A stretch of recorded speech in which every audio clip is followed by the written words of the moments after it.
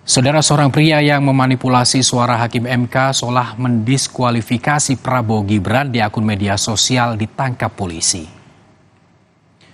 Muhammad Arif ditangkap polisi karena memanipulasi suara hakim Mahkamah Konstitusi di sebuah akun media sosial pribadinya.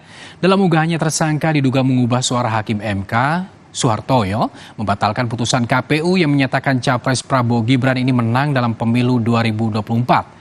Atas perbuatannya, pelaku dijerat dengan Undang-Undang tentang Informasi dan Transaksi Elektronik dengan ancaman hukuman penjara maksimal 12 tahun.